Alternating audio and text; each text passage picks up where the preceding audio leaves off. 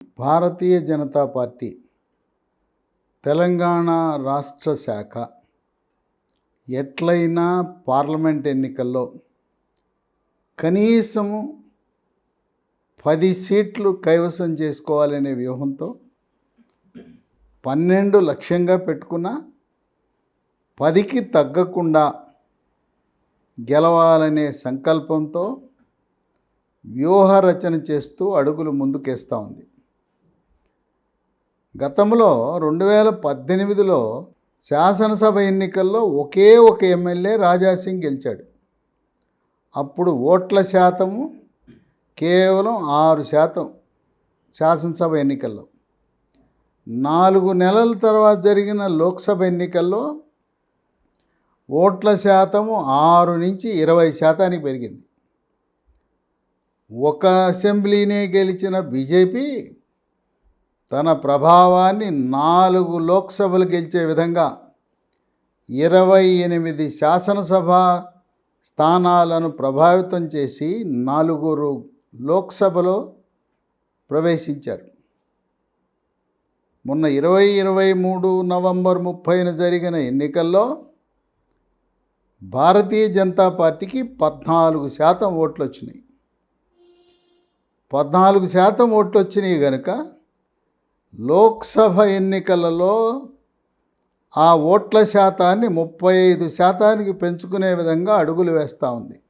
ఇప్పుడు భారతీయ జనతా పార్టీకి కలిసి వచ్చే అంశం ఏంటంటే, అయోధ్యలో జనవరి 22న బాలరాముని యొక్క ప్రాణప్రతిష్ఠ ప్రధానమంత్రి మోదీ చేతుల మీదుగా జరుగుతూ ఉంది. ఇది దేశంలో 500 సంవత్సరాల తరువాత రాముడు తన స్వగృహానికి వెళ్తున్నాడు. ఇప్పటి వరకు రాముడు ఎక్కడో తాత్కాలిక గృహంలో తన సొంత నివాసము లేక ఇన్ని రోజులు వేచి చూచిన రాముడు భారతదేశ ప్రజలు 500 సంవత్సరాల తర్వాత ఒక శాశ్వత గృహాన్ని, మందిరాన్ని నిర్మించి ప్రాణప్రతిష్ఠ చేయటం ద్వారా అది భారతీయ జనతా పార్టీకి కేవలం తెలంగాణ రాష్ట్రమే కాదు, ఆంధ్రప్రదేశ్ రాష్ట్రంలో కూడా కలిసి వచ్చే అంశం. ఈ రోజున రామజన్మభూమి ప్రాణప్రతిష్ఠ సందర్భంగా ప్రధానమంత్రి మోదీ ఇచ్చిన పిలుపు 22 జనవరి ప్రాణప్రతిష్ఠను టీవీలో వీక్షిస్తూ మీ ఇంటిని శుభ్రపరిచి మామిడి తోరణాలతో అలంకరించి సాయంత్రము ఒక దీపావళిలా దీపాలంకరణ చేయండి. ఇంటికి శోభను తీసుకురండి, దేశానికి శోభను తీసుకురండి. కులాలకు మతాలకు అతీతంగా ప్రతి భారతీయ పౌరుడు మనం భారతదేశం గర్వకారణమైన అయోధ్యలో బాలరాముడు యొక్క ప్రాణప్రతిష్ఠను ఒక ప్రతిష్టాత్మకంగా తీసుకుని ప్రతి ఒక్క పౌరుడు సహకరించమని పిలిపించారు. ఆ సందర్భంగా 23 జనవరి నుంచి 100 రోజుల పాటు అయోధ్యకు ప్రతిరోజు 1000 రైళ్లు, దేశంలో నలుమూలల నుంచి 1000 రైళ్లు, ప్రత్యేక రైళ్లు ఏర్పాటు చేశారు.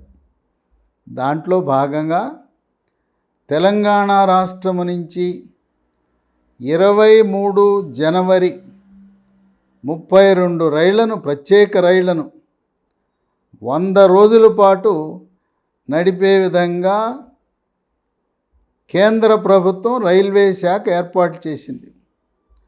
ఈ విధంగా భారతదేశంలో ఎక్కడ చూసినా అన్ని గ్రామాలలో, అన్ని పట్టణాల్లో, అన్ని రాష్ట్రాల్లో జై శ్రీరామ్ అని నినాదము మారుమోగుతున్న తరుణంలో అది భారతీయ జనతా పార్టీకి పరోక్షంగా కలిసొచ్చే అంశం. దీన్ని భారతీయ జనతా పార్టీ మరొక బృహత్తర కార్యక్రమాన్ని చేపట్టింది. భారతదేశంలో ఉండే ప్రతి ఇంటికి కూడా అన్ని రాష్ట్రాలలో శ్రీరాముని అక్షింతలు జనవరి 1 నుంచి 15వ తారీఖు లోపల చేర్చాలనే సంకల్పంతో గ్రామాన అక్షంతలు ఆ గ్రామానికి పట్టణానికి చేరగానే పెద్ద ఊరేగింపుతో రామ భజనలతో ఈనాడు దేశమంతా కూడా ఎక్కడ చూసినా జై శ్రీరామ్ అని మార్మోగిపోతూ ఉంది. సోషల్ మీడియాలో మొత్తం ఎక్కడ చూసినా రాముడు అయోధ్య, నభూతో నభవిష్యత్ అనే విధంగా అయోధ్యలో 250 కోట్ల రూపాయలతో అయోధ్య రైల్వే స్టేషన్ యొక్క ఆధునీకరణ, అలాగే ఒక అంతర్జాతీయ విమానాశ్రయం, ఈ రెండు కూడా ప్రధానమంత్రి చేతుల మీదుగా డిసెంబర్ నెలాఖరులో ప్రారంభం చేయటం జరిగింది. అయోధ్య నగరంలో ఏ రోడ్డు వెంట వెళ్ళినా రోడ్డు పక్కన ఎటు చూసినా రాముని యొక్క విశేషాలు, రామాయణ విశేషాలు, ఆ విధంగా కాషాయ రంగుతో శోభని ప్రజ్వరిల్లుతూ ఉంది అయోధ్య నగరం. ఇవన్నీ కూడా దేశవ్యాప్తంగా ఉత్తర భారతంలోనే కాకుండా దక్షిణ భారతంలో కూడా భారతీయ జనతా పార్టీ ఎన్నికల్లో కొంతవరకు దీన్ని లాభపడే అవకాశం ఉంది.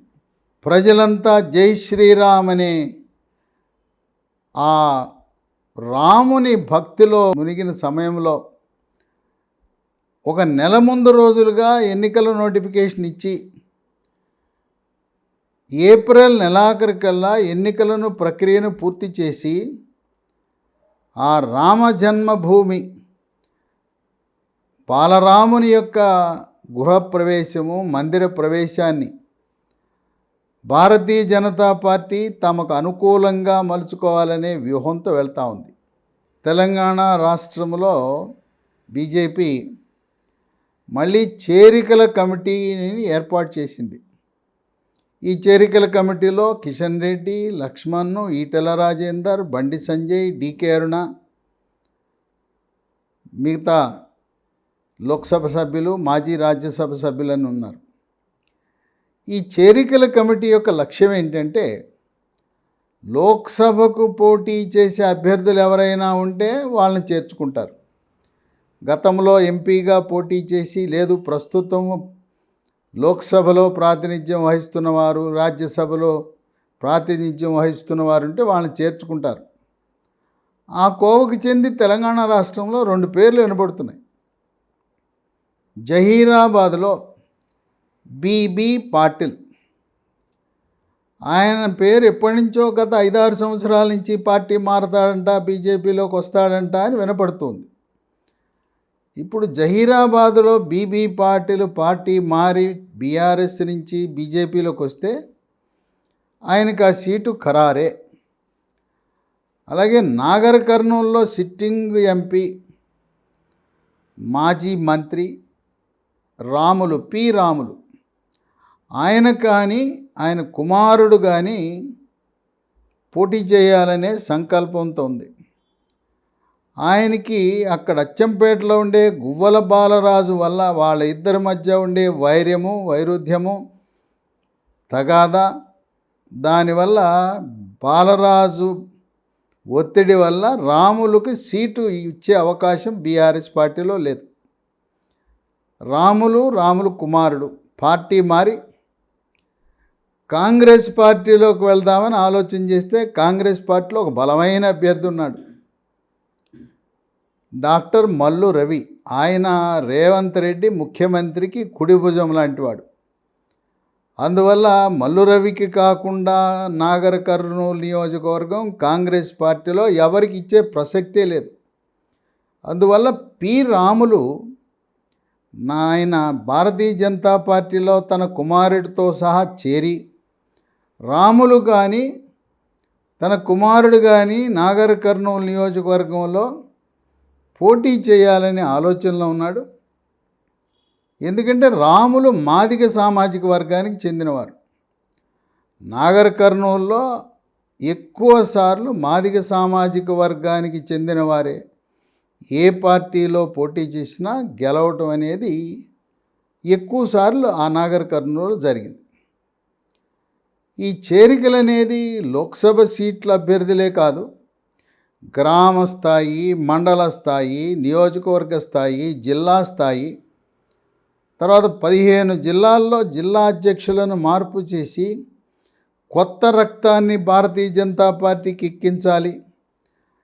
ఎప్పుడో దశాబ్దాల నుంచి పాత బీజేపీ అధ్యక్షులు ఆశించిన రీతిలో ఫలితాలను చూపించలేకపోయారని పెద్ద ఎత్తున తెలంగాణ రాష్ట్ర జిల్లా కమిటీలు, రాష్ట్ర కమిటీల్లో ప్రక్షాళన జరగబోతూ ఉంది.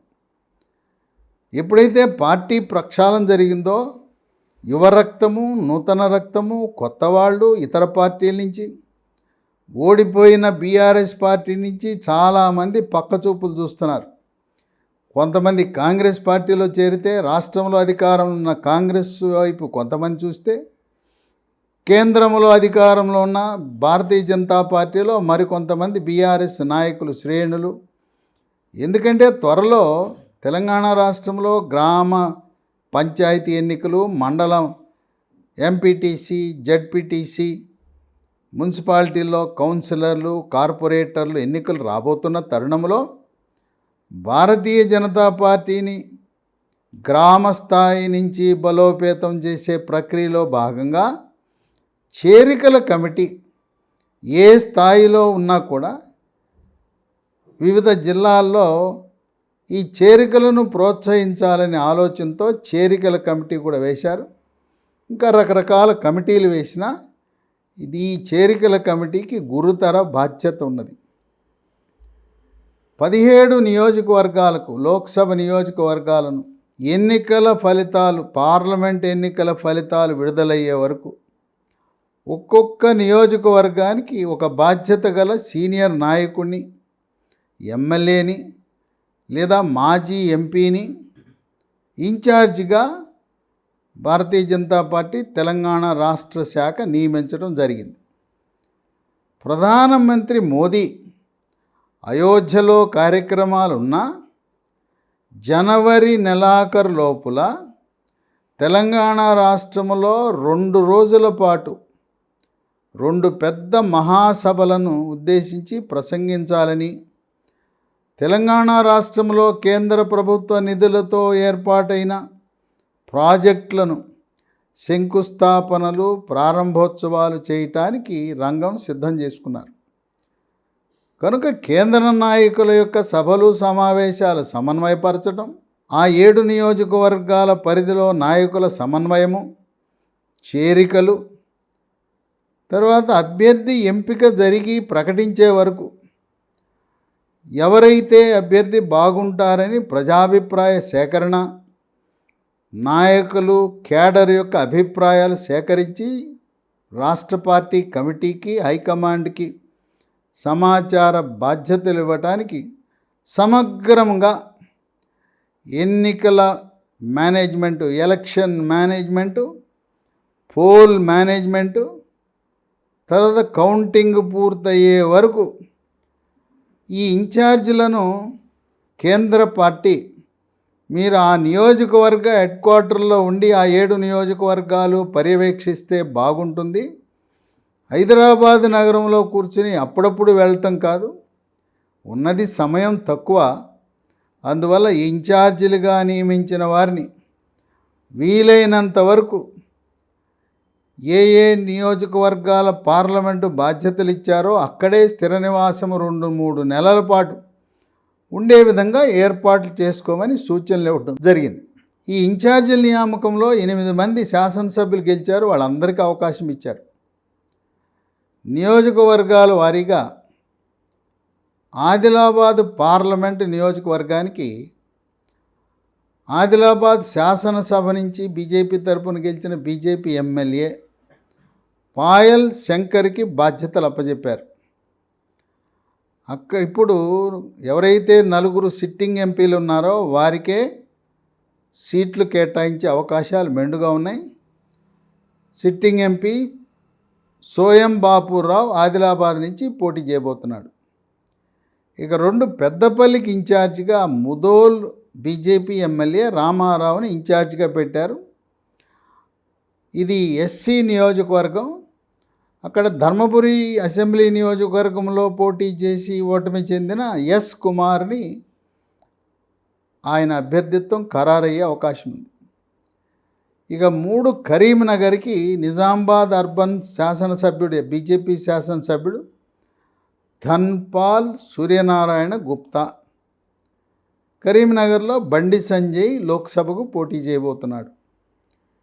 ఇక 4 నిజామాబాద్కి నిర్మల్ బీజేపీ ఎమ్మెల్యే ఏలేటి మహేశ్వర్ రెడ్డిని ఇన్ఛార్జిగా పెట్టారు. ఈ నియోజకవర్గం నుంచి ధర్మపురి అరవింద్ పోటీ చేయబోతున్నాడు. ఇక 5 జహీరాబాద్కి కామారెడ్డి నుంచి మాజీ ముఖ్యమంత్రి కేసీఆర్ని, ప్రస్తుత ముఖ్యమంత్రి రేవంత్ రెడ్డి ఇద్దరినీ కూడా ఓడించిన జైంట్ కిల్లర్ వెంకట రమణారెడ్డిని జహీరాబాద్ లోక్సభకి ఇన్ఛార్జిగా పెట్టారు. అక్కడ టైగర్ నరేంద్ర, ఆలే నరేంద్ర దివంగత నేత, ఆయన కుమారుడు ఆలే భాస్కర్ పోటీ చేయబోతున్నాడు. టైగర్ నరేంద్ర గతంలో మెదక్ లోక్సభ నుంచి 2 సార్లు విజయం సాధించాడు. ఇక్కడ జహీరాబాదు లోక్సభ గురించి విశేషం ఏంటంటే, టైగర్ నరేంద్ర పోటీ చేసినప్పుడు మెదక్ లోక్సభలో ఉన్న 5 నియోజకవర్గాలు, 5 శాసనసభ నియోజకవర్గాలు ప్రస్తుతం జహీరాబాదు లోక్సభ పరిధిలోకి రావటం, తండ్రితో పాటు ఆనాడే ఆలే భాస్కర్ ఈ మెదక్ నియోజకవర్గం అంతా పర్యటించడం ఆయనకి కలిసి వచ్చే అంశం. బీబీ పాటిల్ పార్టీ మారి బీజేపీలోకి రాకపోతే ఆలే భాస్కర్ ప్రస్తుతం తెలంగాణ రాష్ట్ర ఓబీసీ రాష్ట్ర చైర్మన్గా ఉన్నాడు. ఆయన ఇప్పటికే జహీరాబాద్పై కన్నేసి నియోజకవర్గాలు కలియదిరుగుతూ తన తండ్రి వారసత్వాన్ని పుణికిపుచ్చుకుని అక్కడి నుంచి గెలవాలనే కృతనిశ్చయంతో పనిచేస్తున్నాడు. ఇక 6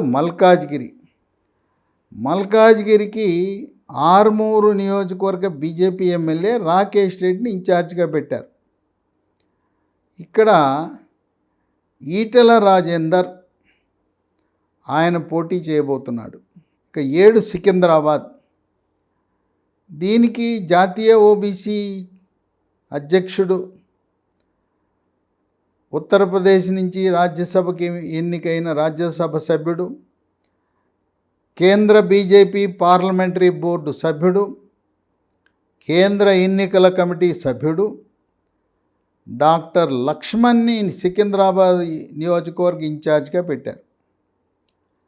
ఇక్కడ ప్రస్తుత కేంద్ర మంత్రి, తెలంగాణ రాష్ట్ర అధ్యక్షుడు కిషన్ రెడ్డి పోటీ చేయబోతున్నాడు. ఒక విశేషం ఏంటంటే, ఎవరినైతే 17 నియోజకవర్గాల్లో ఇన్ఛార్జీలుగా పెట్టారో వాళ్ళు పోటీ చేయబోరు, వాళ్ళ పరిగణలో కూడా ఉండరు. వాళ్ళ పని సమన్వయము మాత్రమే. 8 మెదక్కి సిరిపూర్ కాగజ్ నగర్ నుంచి ఎమ్మెల్యేగా బీజేపీ తరపున గెలిచిన హరీష్ బాబుని ఇన్ఛార్జిగా పెట్టారు. మెదక్ నుంచి రఘునందన్ రావు పోటీ చేయడానికి రంగం సిద్ధం చేసుకుంటున్నాడు. ఇక 9 హైదరాబాద్కి రాజాసింగ్ని ఇన్ఛార్జిగా పెట్టారు. ఇక్కడ గతంలో పలుమార్లు పోటీ చేసి ఎంఐఎంకి డి అంటే డి అని, సై అంటే సై అని భాగ్యనగర్ ఉత్సవ సమితి ప్రధాన కార్యదర్శిగా ఉన్న డాక్టర్ భగవంతరావు మళ్ళీ పోటీ చేయడానికి రంగం సిద్ధం చేసుకుంటున్నాడు.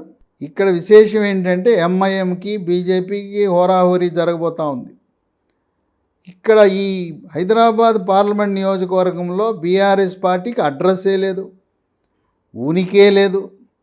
నామకే వాస్తే ఎవరో ఒకరిని అభ్యర్థిగా పెడతారు. ఇక 10 చేవెళ్ళ నియోజకవర్గం, ఇక్కడ వెంకట నారాయణ రెడ్డి అనే నాయకుడిని ఇన్ఛార్జిగా పెట్టారు. చేవెళ్ళ నుంచి గతంలో ఎంపీగా గెలిచిన కొండా విశ్వేశ్వరరెడ్డి పోటీ చేయబోతున్నాడు. ఆయన మళ్ళీ గెలిచే అవకాశాలు చాలా అధికంగా ఉన్నాయి. ఇక మహబూబ్ నగర్, ఇక్కడ మాజీ ఎమ్మెల్సీ, సీనియర్ నాయకుడు, బార్ కౌన్సిల్ ఆఫ్ ఇండియా సభ్యుడు రామచంద్రరావుని ఇన్ఛార్జిగా పెట్టారు. అక్కడ ప్రధానంగా ఇద్దరి మధ్యన ఉంది పోటీ. జాతీయ బీజేపీ ఉపాధ్యక్షురాలు డికే అరుణ, మాజీ ఎంపీ జితేందర్ రెడ్డి. ఈ విషయము రాష్ట్రంలో ఉండే రాష్ట్ర పార్టీ జోక్యం చేసుకోదు. ఈ ఇద్దరిలో ఎవరిని పెట్టాలనేది కేంద్ర హోంశాఖ మంత్రి అమిత్ షా, జేపీ నడ్డా, ప్రధానమంత్రి ముగ్గురు కూడా చర్చించుకుని ఒక నిర్ణయానికి వచ్చే అవకాశం ఉంది. ఇది కేంద్ర నాయకత్వం నిర్ణయం తీసుకుంటుంది వీళ్ళిద్దరి మధ్యలో ఎవరికి సీటు అనేది. 12 నాగర్ కర్నూలు, ఇక్కడ ఇక్కడ ఎమ్మెల్సీగా పనిచేసిన రంగారెడ్డి సీనియర్ బీజేపీ నాయకుడిని ఇన్ఛార్జిగా పెట్టారు. ఇక్కడ బంగారు లక్ష్మణ్ మాజీ జాతీయ బీజేపీ అధ్యక్షుడు, దివంగత నేత. ఆయన కుమార్తె బంగారు శృతి ప్రస్తుతం బీజేపీ తెలంగాణ రాష్ట్ర ప్రధాన కార్యదర్శిగా బాధ్యతలు వహిస్తున్నారు.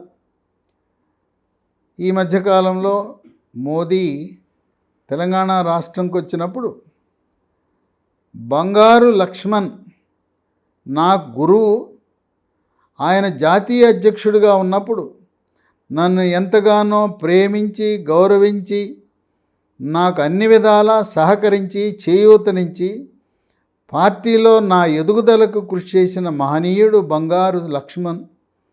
ఆయన కుమార్తె ఇక్కడ బంగారు శృతిని కలవటం సంతోషంగా ఉందని ఆయన బహిరంగ వేదిక మీదే ప్రకటించటం అనేది విశేషం.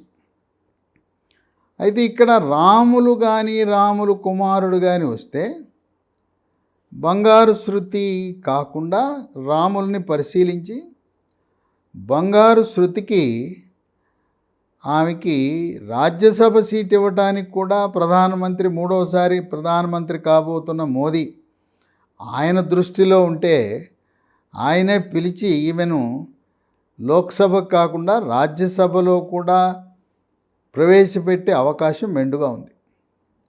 ఇక నల్గొండకి ఇన్ఛార్జిగా సీనియర్ నాయకుడు మాజీ ఎమ్మెల్యే చింతల రామచంద్రారెడ్డిని ఇన్ఛార్జిగా పెట్టారు.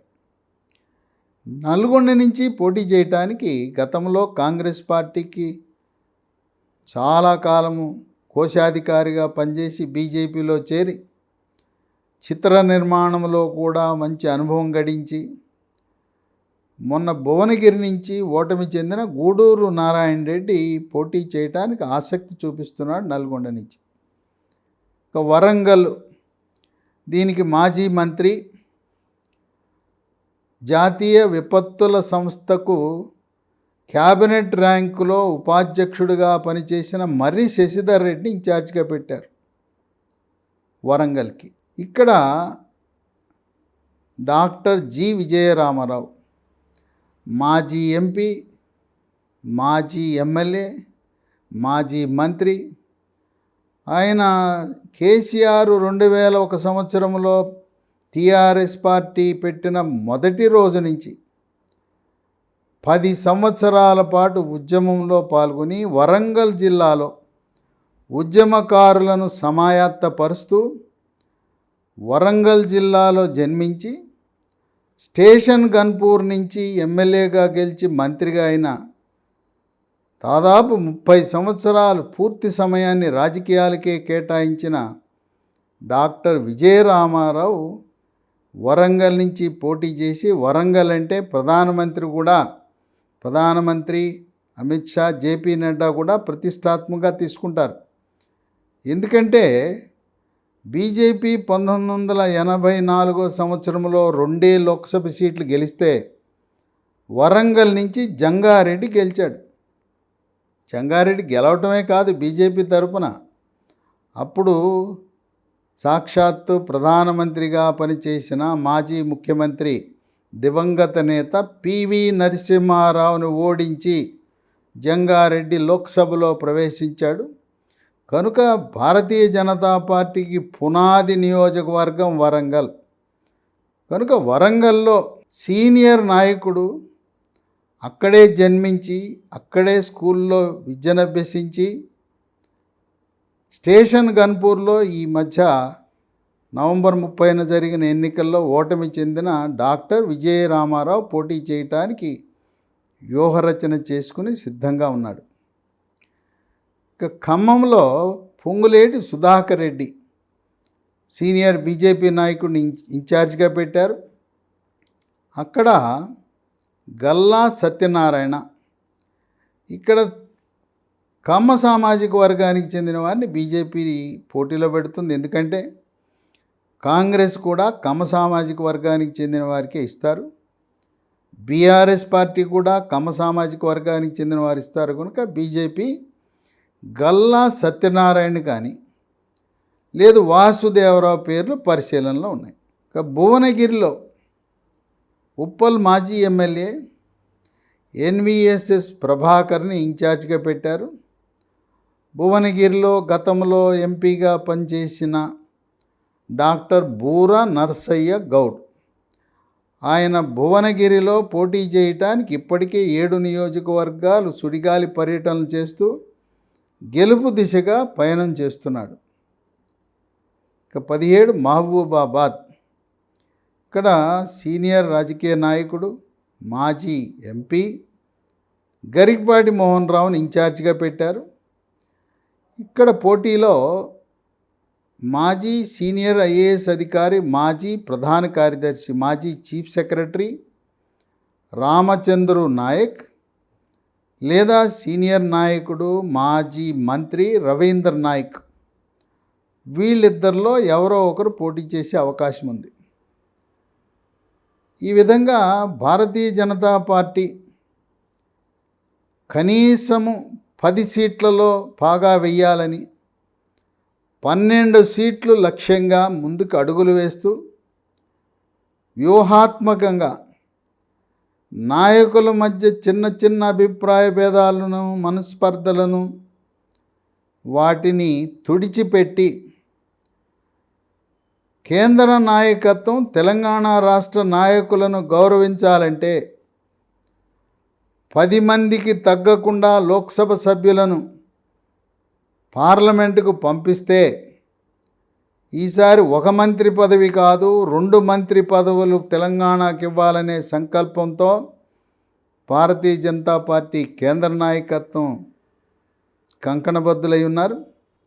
అందువల్ల మొత్తం కేడర్ అందరూ కూడా చావో రేవో అనే విధంగా జై శ్రీరామ్ అంటూ వాళ్ళ మధ్య ఉన్న అభిప్రాయ భేదాలను విస్మరించి గెలిపే లక్ష్యంగా మోదీని 3వసారి ప్రధానమంత్రిగా గద్దెనెక్కించాలనే సంకల్పంతో అడుగులు వేస్తున్న తరుణంలో ప్రస్తుత పరిస్థితుల్లో బీఆర్ఎస్ పార్టీ కారు పార్టీ క్రమేణా ఖాళీ అవుతూ ఉంది. కారు ఉన్నప్పుడు, అధికారంలో ఉన్నప్పుడు అందరూ సీటు లేకపోయినా, జాగా లేకపోయినా, ఖాళీ లేకపోయినా ఎక్కేశారు.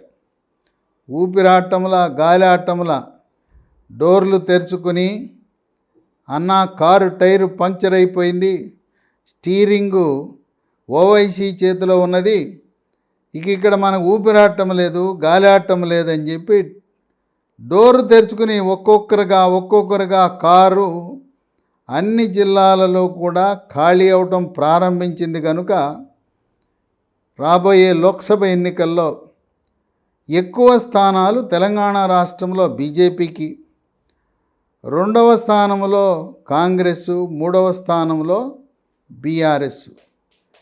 ఇక హైదరాబాదు సీటు ఎంఐఎం కైవసం చేసుకునే అవకాశాలు ఉన్నాయి. ఆ విధంగా భారతీయ జనతా పార్టీ తెలంగాణలో తన సత్తాను చాటాలని ఓటర్లు కూడా చాలా తెలివైనవారు. ఇక్కడ మొన్న కేసీఆర్ని ఓడగొట్టాలనే లక్ష్యంతో కాంగ్రెస్ పార్టీకి ఓటేసిన వాళ్ళు, కారు పార్టీ వాళ్ళందరూ కూడా దేశం కోసం, ధర్మం కోసం రామాలయాన్ని నిర్మించిన మహానుభావుడు ఆ ప్రధానమంత్రి మోదీ 3వసారి కేంద్రంలో అధికారంలోకి రావాలనే లక్ష్యంతో మొన్న వేరే వేరే పార్టీలకు ఓట్లేసిన ఓటర్లు ప్రజలు కూడా ఈసారి పువ్వు గుర్తు కమలం గుర్తుకు ఓటు వేసి మన భారతదేశం యొక్క మన ఉనికిని చాటుకోవాలి, ప్రపంచ దేశాల్లో గౌరవం పొందాలి, దేశం కోసం ధర్మం కోసం ఏక్ భారత్ శ్రేష్ఠ భారత్ అఖండ భారత్ అటువంటి భారతదేశాన్ని మనం బలోపేతం చేయాలంటే గ్రామీణ వాసులు, పట్టణ వాసులు, ప్రాంతాలకు అతీతంగా, కులాలకు అతీతంగా తెలంగాణ రాష్ట్రంలో అందరూ కూడా బహిరంగంగానే లోక్సభకు మాత్రం మేము మోదీకి, పువ్వుకి, కమలం గుర్తుకు ఓటేస్తామనటం అనేది విశేషం. ఆ విధంగా భాజపా, భారతీయ జనతా పార్టీ తెలంగాణలో తన ఆధిపత్యాన్ని లోక్సభ ఎన్నికల్లో నిరూపించడానికి కిషన్ రెడ్డి ఆధ్వర్యంలో నడుం బిగించి అందరూ సన్నద్ధులై సమరరంగానికి సిద్ధమై ఎన్నికల కురుక్షేత్రానికి అస్త్రశస్త్రాలు సిద్ధం చేసుకుంటున్నారు.